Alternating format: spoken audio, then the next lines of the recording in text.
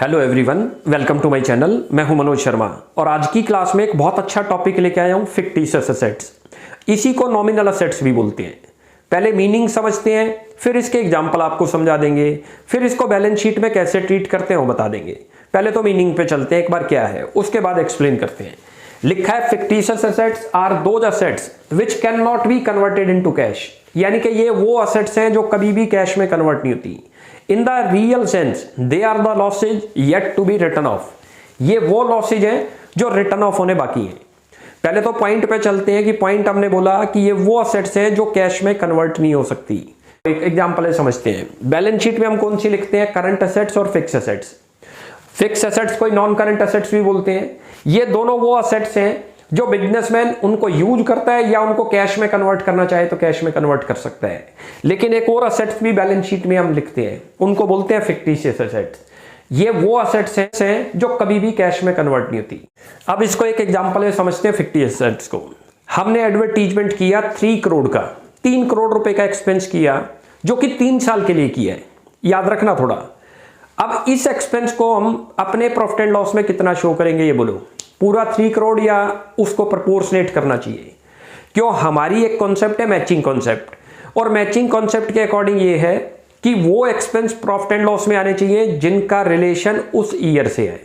Like यदि आपने जैसे सैलरी थी और आउटस्टैंडिंग सैलरी है क्योंकि वो इस ईयर का एक्सपेंस है तो आपने उसको ऐड कर दिया।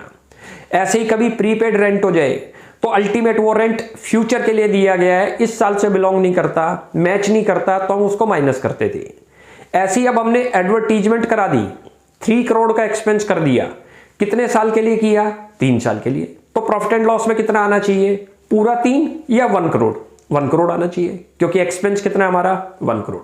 तो जो बच गया अभी प्रॉफिट एंड लॉस में आना, उसको जो 2 करोड़ बच गया उसको क्या बोलते हैं? Fictitious assets. क्योंकि एडवर्टीजमेंट तो हमारे हाथ से हो गई, लेकिन वो कितने साल के लिए हुई? 3 साल के लिए। लेकिन अभी वो अपने प्रॉफिट एंड लॉस में खाली हम कितना एक्सपेंस शो कर पाए? 1 crore, due to matching concept. तो ऐसी एसेट्स जिसका जो है बेनिफिट तो मिलता है आपको, लेकिन you can not convert into cash, वो रिटर्न ऑफ होंगी अपने प्रॉफिट एंड लॉस से। रिटर्न ऑफ का मीनिंग क्या होता है?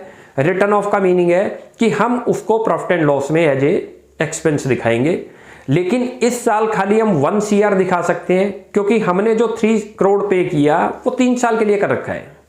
इस साल के लिए कितना बनता है? 3 से डिवाइड कर दो, हर साल का 1 करोड़ बन गया। तो करंट ईयर में तो 1 करोड़ दिखा देंगे, लेकिन जो 2 करोड़ बैलेंस बच गया अब उसको कहां पर शो करें? उसको बैलेंस शीट में शो करते हैं फिक्टिशियस एसेट्स।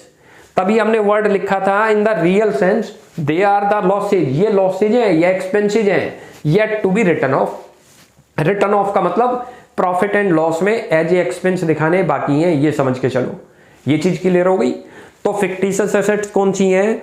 ऐसी एसेट्स जो ना तो कभी कैश में कन्वर्ट हो सकती, इनको फ्यूचर के अंदर जो है हम अपने प्रॉफिट एंड लॉस में रिटर्न ऑफ करते हैं एज ए एक्सपेंस दिखाकर। ये चीज क्लियर हुई? अब इसका एग्जांपल, पहला तो एग्जांपल आपको यही बताया एडवर्टीजमेंट। इसी का नाम क्या है? एडवर्टीजमेंट सस्पेंस अकाउंट, याद रहेगा। ये दूसरा है प्रीलिमिनरी एक्सपेंसेस। ये कंपनी के अंदर एक्सपेंस होते हैं। जब कंपनी बनती है कोई भी तो उसके प्राइमरी एक्सपेंसेस को बोलते हैं प्रीलिमिनरी एक्सपेंसेस, और इनको हम फ्यूचर में अपने प्रॉफिट में से राइट ऑफ करते हैं थोड़ा थोड़ा पार्ट कर कर। ऐसे ही तीसरा है प्रॉफिट एंड लॉस अकाउंट। कभी डेबिट बैलेंस आ जाए तो क्या करते हैं हम? इसको बैलेंस शीट में असेट साइड में शो करते हैं एज ए फिक्टिशियस एसेट्स।